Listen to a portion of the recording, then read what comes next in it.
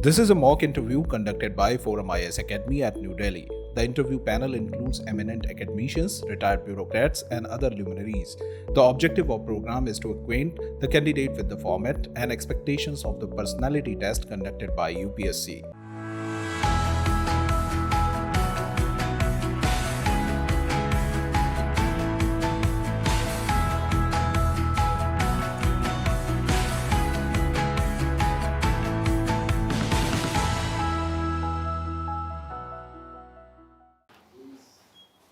May I come in, sir?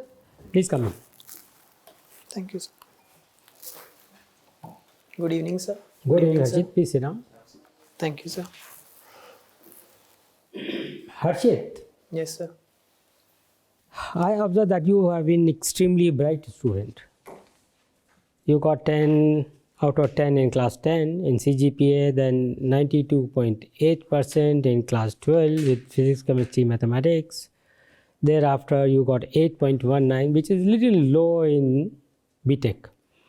But you did your IIT Delhi Computer Sciences, which is a very prestigious institution and one of the finest or the very coveted kind of a subject. Your father is a doctor, your mother is a doctor. Why do you want to get into the civil services? So I feel that civil services would provide me a good platform to work for the society as well as develop my own personality in multidimensional ways. But whatever you look into all these guys, Bill Gates or Elon Musk and all these people, they're basically techie guys and then they are doing wonderful work. They are doing much better than a civil servant will do. So why didn't you become a Bill Gates or Elon Musk or one of the Zuckerberg?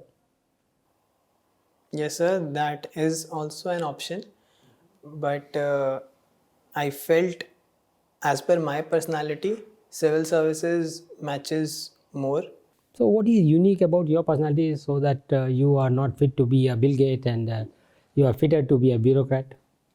So I have compassion along with scientific temper. तो उनमें भी होगा, bill gate में नहीं होगा क्या? उनमें compassion होगा और साइंटिफिक टेम्पर होगा? Yes, sir. I think it's also a matter of choice, sir. All right, okay. What are you doing currently, Harshit? I'm just preparing for the exam, sir. All right. Suppose if you do not get selected, then what will you do? So my first option would be to pursue research. But for some time, I think I can also join some corporate for the intermittent period. But ultimately, I think research is a field I can All right. better contribute. Harshit, if I ask you to give me the glimpse of India's journey of last 75 years after independence, how will you describe India? What have been our achievements and what is our failure? So on the achievements front, we had achieved self-sufficiency in food grains due to Green Revolution. Then we successfully became a nuclear state due to testing of nuclear bombs, and so we have achieved great leaps in our literacy rate, and the startup ecosystem is also booming in the recent Don't you years. think what is core to a country? So I would say secularism and unity in diversity in the case of India, and so our constitution that binds diverse people together. All right, you said diversity, that is one. What about democracy? What about the integrity of the country? You didn't say anything about the integrity of the country. In 1948, we had problem. Again, 1962, we had some problem. And today, we are a very truly empowered and very strong nation. In spite of volatile neighborhood, nobody can take us for a ride. Isn't it? And secondly, democracy. Democracy generally flourishes in those societies which are prosperous and educated. We were neither prosperous nor very educated. But in spite of that, today we are the most vibrant and thriving democracy. And food grain, yes, you said we are importing a lot of food grain. Today we are exporting. So that's very good. And failure, you have said about the successes, but what about the failure? One failure can be the 1991 balance of payment crisis, sir. But वो past में हो गया ना, but now, as of now, as a block of these 75 years. Okay, so one can be that our spending in research and development sector is very low compared to countries like Israel and USA. Sorry, sir.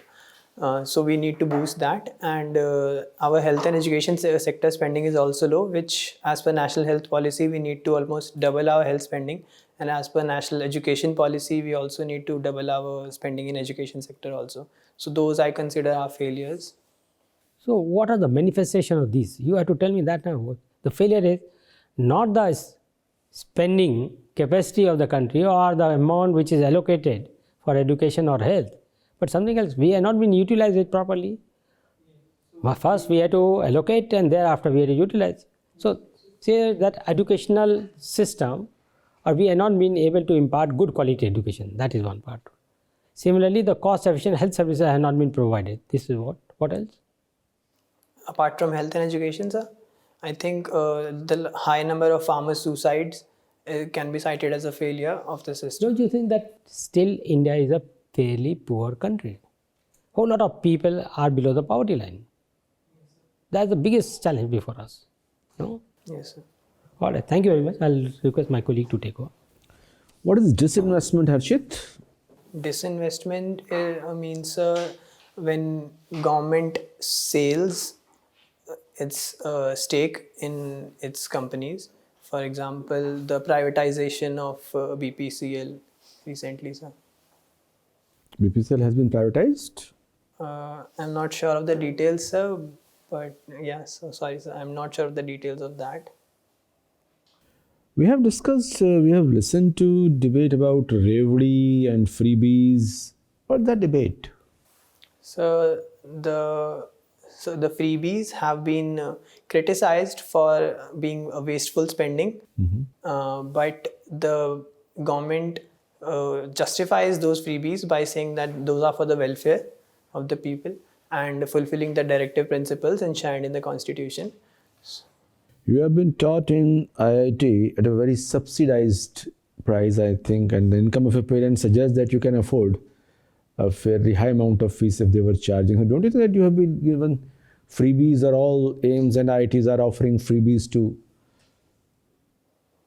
Yes, sir. Those subsidies, that subsidized education can also be termed as freebies by some, but I think those are essential for national development, sir. So far as this is what is necessary or what is not necessary is highly subjective issue. For me, even a mobile phone can be necessity. Like in southern states, they offer Mangal Sutra, color television or mobile phones, and they say this is necessity. So how do you define necessity? So necessity, so those parameters can be taken one from the poverty index, like if the poverty index includes health, multidimensional poverty index of UN includes health and education in its parameters. So health and education become necessity. So giving freebies on subsidizing education and health sector becomes necessity. But things like giving free color TV can come into non-essential things, sir. Okay, thank you, sir. So Harshit, I can see that you volunteered for an NGO to teach slum children living in slums. What is the definition of a slum? I'm not aware of the exact definition, sir, but as per my understanding, I understand slum as an area where people do not get decent standard of living. The health and education status of people over there is low, and especially it's a unhygienic place to live. Health and health standards are poor in very lots of rural areas as well. So would you classify them as slum? No, sir. So I think that sanitation part is also a crucial component of defining slum, and the congestion and the population density of that area should also be considered. Okay. So what is the reason for, so many slums exist in urban areas? What are the reasons? So one is migration. People who migrate from rural to urban areas in search for jobs do get jobs, but they get paid very low, so they cannot afford decent housing. So I think migration is the biggest cause, and the low wages. Okay, the high prices of real estate. Yes, those also contribute to they not being able to afford And what those. are the reasons why don't, like you mentioned, hygienic conditions or sanitation is not available? What is the reason the facilities are not available in these regions? So one is that these are unauthorized colonies. So So planning has to do something with it? yes, Or sir. are the way our urban governance operates? Yes, sir. So the government has to first recognize those colonies and work for slum redevelopment. Okay. What is slum redevelopment? So it means so there are two types of slum redevelopment. One is would be at the same place, and one would be relocation based. So the on-site redevelopment would mean that the housing, the houses of people over there, would be reconstructed by the government as per the decent standards of housing, and then they will be allocated houses over there with proper drainage, water, electricity facilities. Have you heard about Dharavi? Yes, sir. Where is it? So it's in Mumbai. It's the Asia's largest slum. So is there anything project going on related to its development? Yes, sir. I recently read about it, the Dharavi Slum Redevelopment Program, and I also read that experts are saying it would take approximately 10 to 20 years to complete. And are you aware of what are the kind of activities that are being undertaken there? In the redevelopment programs? No, sorry, sir. I'm not aware of the details of that program. Okay, who has been awarded the contract? Are you aware of that? No, sir. Okay, and do you think that is being done by the government or is private sector also involved? So I'm not sure about it, but I think it's in public-private partnership mode. PP mode. PPP, sir. And what are the benefits of PPP mode in this particular context? Why can't government do it all on their own? So PPP helps government leverage the expertise as well as efficiency that the private sector provides. Only that funding? Yes, sir. It also helps mobilize funding. Also. Okay, my last question: which ministry would be responsible for slum redevelopment in India? So I think in urban areas it would be Ministry of Housing and Urban Affairs. Housing and Urban Affairs. Who is the concerned minister right now? Sorry, sir. It's all right, no problem. I'll pass on to the next. Okay, sir. So Harshit, it is your hobby to do introspection. Not exactly hobby, sir, but an interest. It is an interest, introspection. So can you tell us few things that you have learned about yourself while doing introspection? And before that, also define introspection. Okay, sir. So introspection means asking questions to yourself and finding answers also in that process, and overall it leads to making oneself a better individual. And so you asked about A few things that you learned about yourself, a few answers that you found about yourself in the process of introspection. yes, sir. One is that I analyzed when I get angry. So I realized that although I'm a very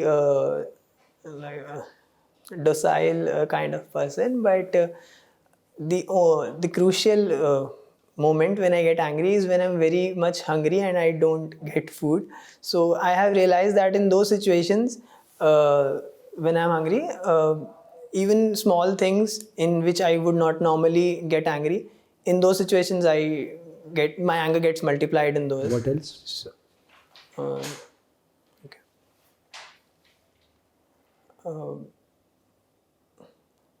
So I try to see where if there is some mishap that happens in my life, I try to reevaluate it and see where I was wrong and how I could have made That it is better. introspection. What did you learn about? Acha, you learned about this about yourself.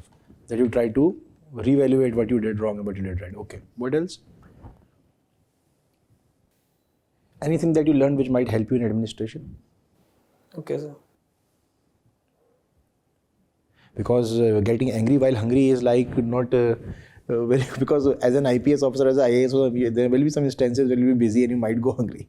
Yes, sir. So I have learned that I should keep something with myself, Yes, like that is very a good. banana or an apple. Okay. So you're a computer engineer from IIT Delhi. Can you tell me how can artificial intelligence aid in governance? Yes, AI has many applications in governance. So in police services, it would be facial recognition, and in administrative services, it would be algorithmic allocation of duty.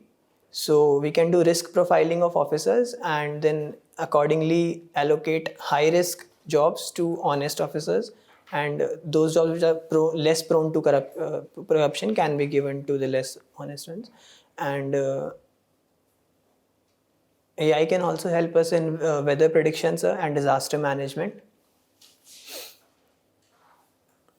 Traffic management also. Yes, sir. Smart traffic management. I see you have not opted for Indian Foreign Services. Yes. Why? So because I preferred police service after administrative service. So you could have put foreign service after police service or maybe after revenue service, but you have not opted at all. And many services you have not opted. Yes, specifically for foreign service, I could have put it after police service, but then according to trends, it's not possible to get foreign service after the police service.